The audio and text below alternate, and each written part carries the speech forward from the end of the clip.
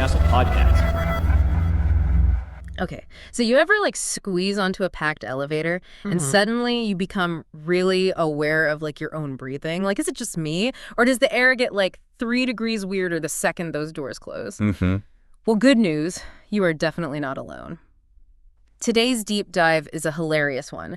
It's all about this bizarre social dance we call elevator etiquette, or maybe more accurately, the hilarious lack thereof. Our listener this time hit us up with a stack of stand-up routines, all riffing on these unspoken elevator rules we all seem to follow, or at least try to pretend we do. Yeah. You know the ones, phone-checking charades, the frantic closed-door button mashing. But what's fascinating to me is, why are elevators such fertile ground for awkwardness in the first place? It's not like we just lose our social skills the second we step inside, or do we? Well, what's fascinating is elevators create this really unique social pressure cooker. We're kind of thrown into this confined space with complete strangers, and all our primal instincts about personal space, they get thrown completely out of whack. Oh, yeah. Think about it. We're hardwired to avoid close proximity to people we don't know, right? It's a survival mechanism. It's plain and simple. Right. But elevators, they force us to override that instinct. And that can lead to some pretty hilarious behavioral quirks. Oh, absolutely. And the comedians we're diving into today, they absolutely nail those quirks.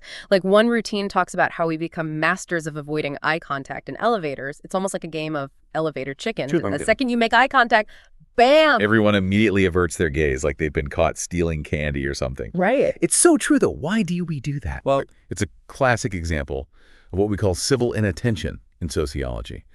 It's this delicate balance between acknowledging someone's presence, because, hello, we're in a box together, but also respecting their need for privacy in a public space.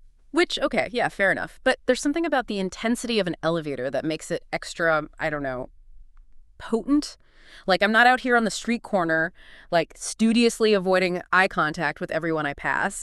But in an elevator, game on. Exactly. And that's because elevators ramp up the stakes of those social interactions. Yeah. Even if we're not consciously aware of it. Yeah. The confined space, the forced proximity, the unpredictable duration of the interaction, it all adds up to this heightened sense of self-consciousness. Totally. We become hyper-aware of our own bodies, our movements, even our breathing. And that's where the humor comes in. Right? These comedians tap into those shared anxieties, those awkward little truths we all recognize. And they kind of give us permission to laugh at them. Oh, 100%. Yeah. And speaking of laughing, this is where our listeners' deep dive takes a hilarious turn. Because some comedians, they don't just observe the awkwardness, they weaponize it. They lean into the weirdness with these outrageous elevator pranks. One bit that had me rolling, it's this one called the random apology. So imagine this. You're crammed in the elevator with a bunch of strangers. Everyone's doing their best to pretend they're not in an enclosed metal box, hurtling through space, right? Right. And then someone turns to you, completely deadpan, and says, "I'm really sorry about what's about to happen." And then nothing. They just stand there looking super guilty, like they're about to unleash some unholy elevator horror show. The tension is THCCK. You're left wondering, are they going to burst into song? Are they going to confess to a crime? Are they going to spontaneously combust? Right. But nope. The doors open, they walk out, and everyone's left trying to piece together what just happened. It's so good. Oh, that's brilliant. It's like a perfectly crafted social experiment disguised as a prank.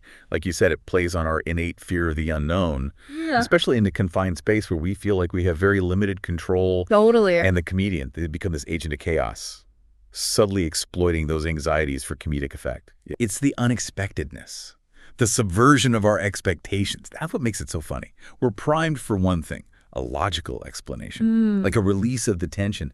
And when it never comes, we can't help but laugh at the absurdity of it all. 100%. The more I think about it, the funnier it gets. And this material is packed with these little gems of awkward brilliance. And another one that really stood out is this comedian calls it the slow clap. So picture this. Elevator doors close. And someone just starts slowly clapping, not even looking at anyone, just the steady rhythmic clap, almost like a metronome. But then as the elevator starts moving, the claps get progressively faster, louder, more intense. Oh, my God. People are exchanging nervous glances. They're wondering if they've stumbled into some bizarre performance art piece. Yeah. And then, just as the doors are about to open, the clapper yells out, "We did IT!" As if they've just guided everyone through some harrowing ordeal. Oh, the audacity. That's classic incongruity resolution theory at work. Right. We find things funny when they violate our expectations in like a safe and controlled way. Yeah. Our brains scramble to make sense of the unexpected behavior, the slow clap, the triumphant declaration, and then when we finally realize it's all a joke, the relief we feel manifests as laughter. Yeah. It's like they're mocking the whole concept of celebrating mundane achievements. Right. But it's in this absurd, self-aware way that makes you question if you're in on the joke. Yeah. Okay. One more prank before we move on, because I have to hear your take on this. This comedian calls this one the dramatic goodbye. So they're in the elevator, completely normal ride so far, and then as the doors are about to open on their floor, they turn to the other passengers and say, with this overly sincere look on their face, "It's been an honor riding with you all. I'll never forget you." Oh, wow. And then, bam, they walk out, leaving everyone else to process this bizarre farewell. Wow. Okay, that's just genius. It's so wonderfully disarming because it taps into our social scripts for endings, for those little rituals we use to signal closure and create a sense of order. Right. But in an elevator, those scripts are often truncated, right? Totally. We don't usually say goodbye to strangers we've shared a brief ride with. Right. So by explicitly acknowledging the temporary nature of this shared experience in this overly dramatic way, the comedian is highlighting the absurdity of it all. For sure. It's like, on the one hand, it's so ridiculous and over the top. But on the other hand, there's this weird sense of like validation. Like, yes, we were all in this weird little metal box together. And maybe, just maybe, we shared something vaguely profound, even if it was just the shared experience of wanting to claw our eyes out from awkwardness. Right. Exactly. It's like they're giving voice to those unspoken thoughts, those fleeting moments of connection that we all experience in elevators. Yes. But we rarely acknowledge them. Yes. And by doing so, they're revealing something deeply human and relatable about our need for connection, even the most unexpected of places. Oh, wow. Okay. So we've gone from like avoiding eye contact to practically serenading our fellow passengers. It seems like elevators really do bring out like the full spectrum of human weirdness, right? Absolutely. And I think what's so fascinating is it's not just about the awkwardness itself. It's our very human desire to like both escape it and then sometimes to just revel in it. Totally. It's like this weird social paradox, right? We're so desperate to avoid awkwardness, but we also find it strangely compelling, even hilarious when it's happening to other people, or even better when we can create it intentionally. Right. Exactly. It really speaks to the power of humor as a social tool.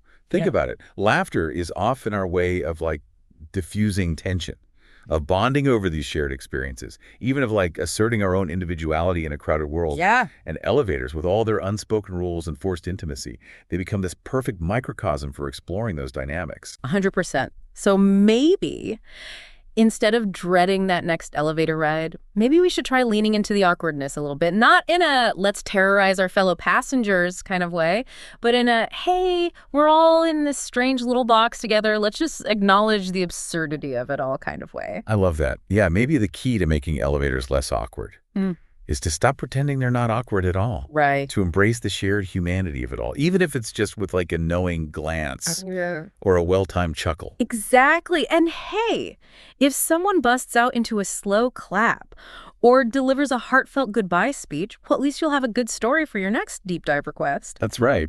This has been awesome. Thank you so much. You've given us so much to think about. I'm sure I'll never look at an elevator the same way again. Until next time, everyone. Happy riding.